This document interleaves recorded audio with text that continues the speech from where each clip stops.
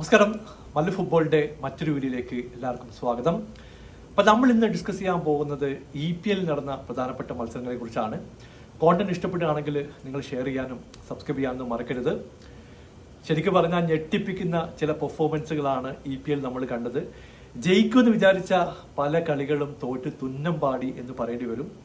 നമുക്ക് മാഞ്ചസ്റ്റർ സിറ്റിയുടെ പെർഫോമൻസ് എന്ന് സ്റ്റാർട്ട് ചെയ്യാം. സിറ്റി ഇന്ന് എവർട്ടനെതിരെ 1-1 സമനില പിടിക്കാൻ മാത്രമേ കഴിഞ്ഞുള്ളൂ. ഷോൺ ഡൈഷിന്റെ ടീം തരംഗം സൃഷ്ടിച്ചുകൊണ്ടിരിക്കുകയാണ്. കഴിഞ്ഞ മാച്ചിൽ ചെൽസിയെ സമനിലയിൽ പിടിച്ചു.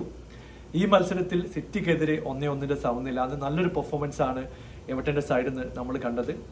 ശരിക്കും പറഞ്ഞാൽ ഈസി ആയിട്ട് ജയിക്കേണ്ട അവസരങ്ങൾ ഇന്ന് സിറ്റിക്ക് ഉണ്ടായിരുന്നു.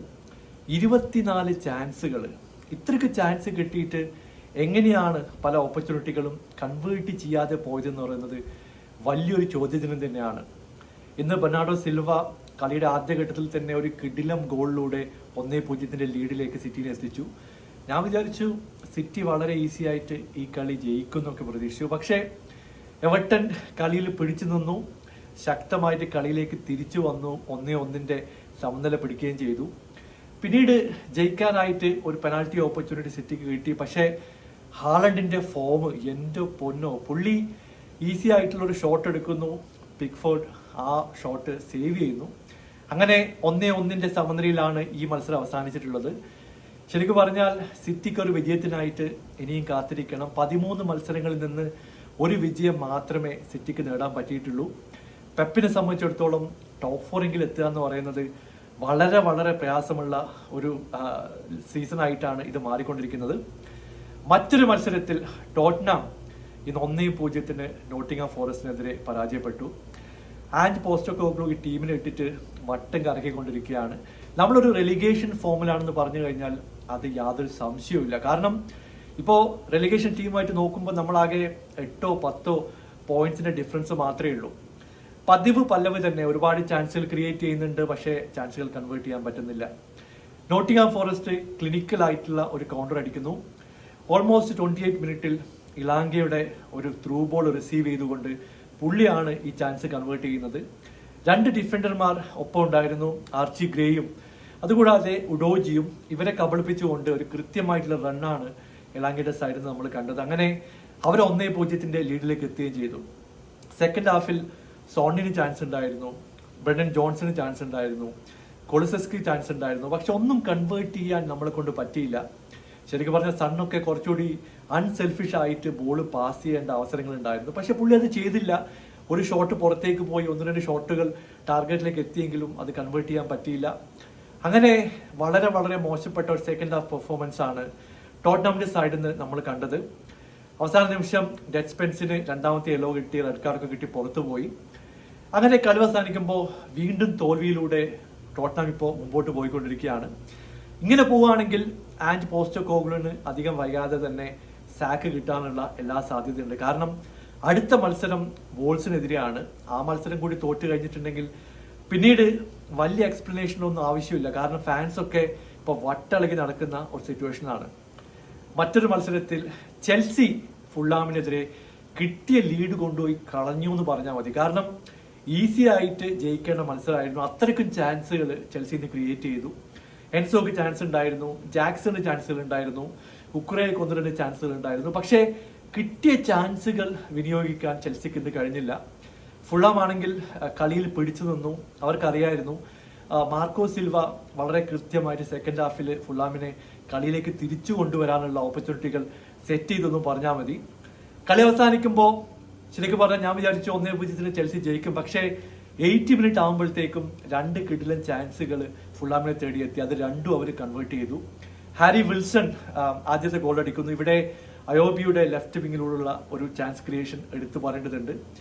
അപ്പോൾ അത് കഴിഞ്ഞ് സമനിലയിലേക്ക് പോകും എന്നുള്ള സിറ്റുവേഷൻ വന്നു. കാരണം ഇഞ്ചുറി ടൈമിന്റെ അവസാന ഘട്ടത്തിലാണ് സാഞ്ചസിന്റെ കയ്യിൽ നിന്ന് ഇങ്ങനെ ഒരു മിസ്റ്റേക്ക് വരുന്നത്.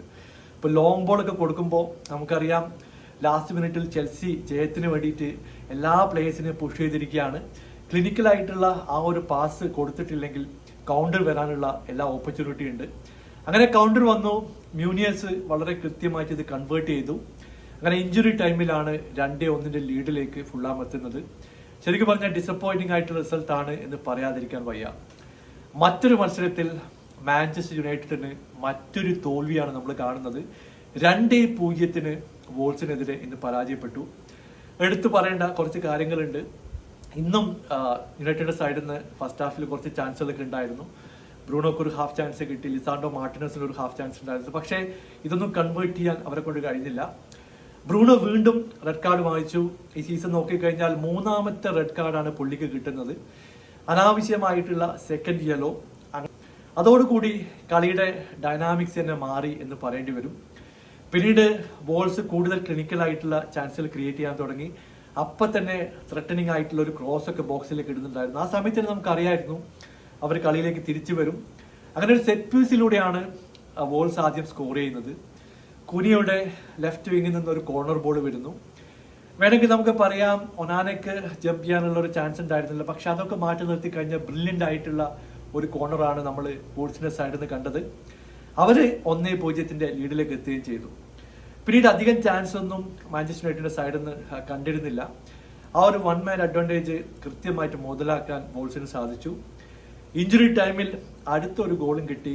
എനിക്ക് തോന്നുന്നു കൃത്യമായിട്ടുള്ള ഒരു കൗണ്ടർ അറ്റാക്കാണ് നമ്മൾ വോൾസിന്റെ സൈഡിൽ നിന്ന് കണ്ടത്. ഇവിടെയും കൂനിയ വളരെ അൺസെൽഫിഷ് ആയിട്ട് ഈ ബോൾ പാസ് ചെയ്യുന്നു. ഹാങ്ങിന്റെ ഒരു ഫിനിഷിംഗ് കൂടി വന്നതോടെ 2-0 ലീഡിലേക്ക് വോൾസ് എത്തി. അവരെ കൃത്യമായിട്ട് വിജയിക്കുകയും ചെയ്തു. അവസാനത്തെ മാച്ചിനെ പറ്റി പറയേണ്ടതുണ്ട്. ലിവർപൂൾ, എനിക്ക് തോന്നുന്നു ഈ സീസണിൽ നമ്മൾ കപ്പ് എടുത്തിട്ട് ലിവർപൂളിന് കൊടുക്കേണ്ട സമയമായി എന്ന് പറയേണ്ടി വരും. കാരണം ഇന്നും ലെസ്റ്റർ സിറ്റിക്കെതിരെ 1-0 പിറകെ പോയെങ്കിലും ശക്തമായിട്ട് തിരിച്ചു വരുന്ന ഒരു ലിവർപൂളിനെയാണ് നമ്മൾ കണ്ടത്. സെക്കൻഡ് ഹാഫിലൊക്കെ നെക്സ്റ്റ് ലെവൽ പെർഫോമൻസ് ആണ് നമ്മൾ ലിവർപൂൾ സൈഡിൽ നിന്ന് കണ്ടത്. ഫസ്റ്റ് ഹാഫിൽ ഒരു ഗോൾ അടിച്ചുകൊണ്ട് 1-1 സമനിലയിലേക്ക് എത്തി. സെക്കൻഡ് ഹാഫിൽ 1-2 കിടിലൻ ഗോളുകൾ അവർ സ്കോർ ചെയ്തു. ഇവിടെ മോ സലയുടെ ഒരു ഗോൾ ഇൻവോൾവ്മെന്റിനെ പറ്റി എടുത്തു പറയണം. പുള്ളിയുടെ കൗണ്ടർ എന്നൊക്കെ പറഞ്ഞാൽ ക്ലിനിക്കൽ ആയിട്ടുള്ള കൗണ്ടറാണ്. റൈറ്റ് വിങ്ങിലൂടെ കൗണ്ടറിലുള്ള ചാൻസ് ആയിട്ട് വരുന്നു. 2 പ്ലേയേഴ്സിന്റെ ഇടയിലൂടെയാണ് ഈ ഷോട്ട് അടിക്കുന്നത്. കൃത്യമായിട്ട് ലെഫ്റ്റ് ഹാൻഡ് സൈഡ് കോർണറിലേക്ക് എത്തുന്നു. അങ്ങനെ 3-1 ലെസ്റ്റർ സിറ്റിയെ പരാജയപ്പെടുത്തിക്കൊണ്ട് ലിവർപൂളിന്റെ ഒരു വമ്പിച്ച മുന്നേറ്റം തന്നെയാണ് ഈ സീസണിൽ നമ്മൾ കാണുന്നത്.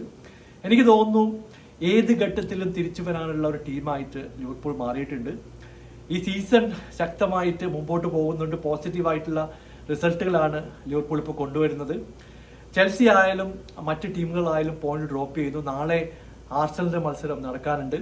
എന്തായാലും നിങ്ങളുടെ അഭിപ്രായം താഴെ അറിയിക്കുക. പുതിയൊരു വീഡിയോയുമായി വീണ്ടും കാണാം. Thank you so much for watching. Bye for now.